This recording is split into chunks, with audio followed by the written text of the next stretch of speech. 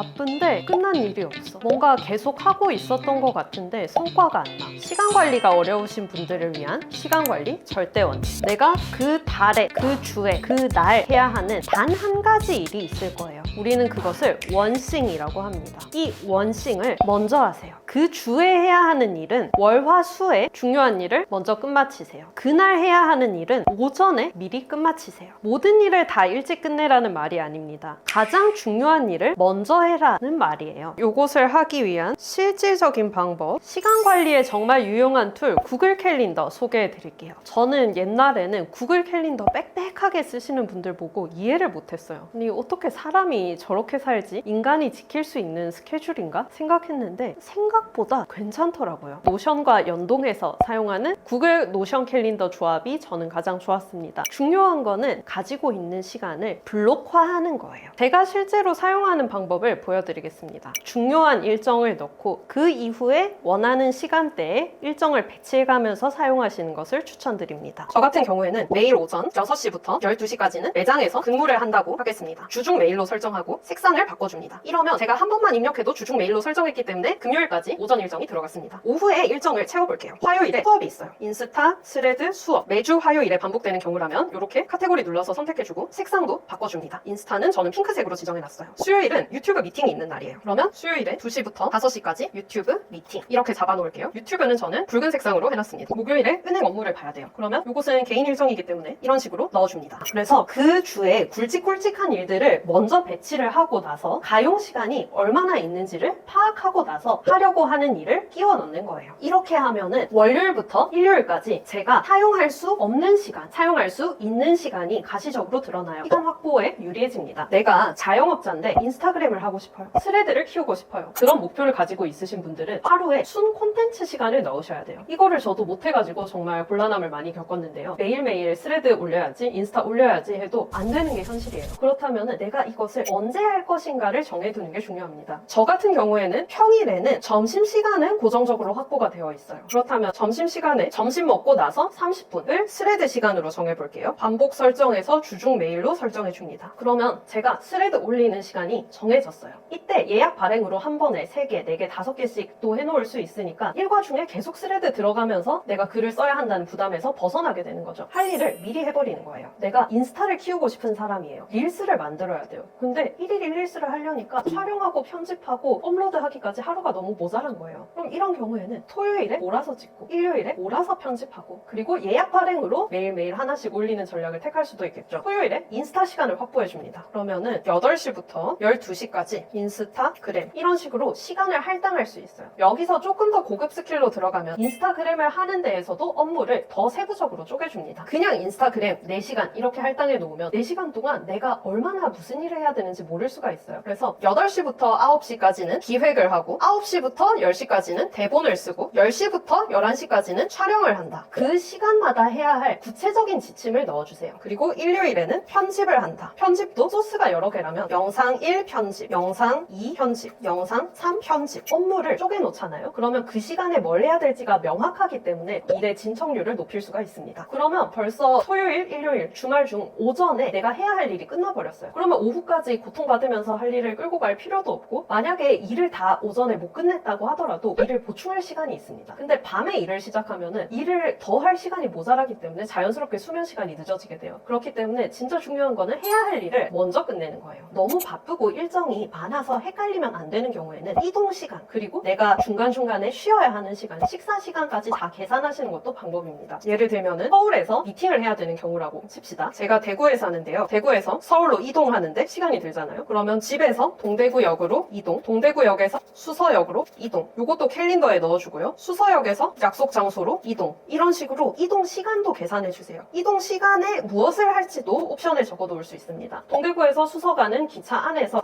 이때 영상 하나를 편집할 거야. 이때 편집을 컷 편집과 자막까지 완료할 거야. 이런 식으로 적어놓을 수 있고요. 그리고 저는 웬만하면은 일요일은 범퍼데이로 두는 편이에요. 일요일 오후 정도는 통째로 비워서 그 주에 못다한 일을 하거나 휴식하는 그런 시간을 가지는 게 좀 도움이 됩니다. 일정을 일요일까지 너무 빽빽하게 채워 채워놓으면은 할 일을 다 못 끝냈을 때 그 미뤄진 일이 그 다음 주까지 가기 때문에 좀 힘들더라고요. 바쁜 날의 예시를 들어보겠습니다. 전 좀 일찍 일어나야 되는 날이라서 이날은 5시에 일어난다고 할게요. 그러면 5시부터 6시까지를 기상하고 샤워하는 시간으로 잡습니다. 실제로 시간이 이것보다 덜 들어간다 하더라도 약간 여유로 잡아두는 게 좋아요. 6시부터 7시까지 짐 싸고 출장 준비를 합니다. 7시부터 8시까지 카페로 이동이라고 적어놨어요. 그러면 8시부터 제가 해야 되는 일이 시작됩니다. 이날 오후에 일정이 꽉 차 있기 때문에 개인 일정을 오전에 봐야 하는 날이에요. 그러면 오전에 제가 인스타를 하기로 했어요. 그러면 8시부터 9시까지 인스타 기획, 9시부터 10시까지 대본 작성, 10시부터 11시까지 인스타를 위한 촬영. 이렇게 오전에 해야 되는 일을 먼저 끝냅니다. 촬영이 끝나고 나서 이날 오후에 서울로 이동해야 되는 날입니다. 저는 동대구역에서 출발을 하는데요. 이동하는 시간까지 다 적어줍니다. 그리고 이 이동하는 시간에 무엇을 할지 정해놓는 것도 일정 관리에 좀 도움이 되는 습관이에요. 구글 캘린더의 좋은 점은 여기 위치를 추가할 수 있어요. 강남역 카페라고 대략 적어 놓을게요. 그리고 함께하는 인원도 설정해 놓을 수 있고요.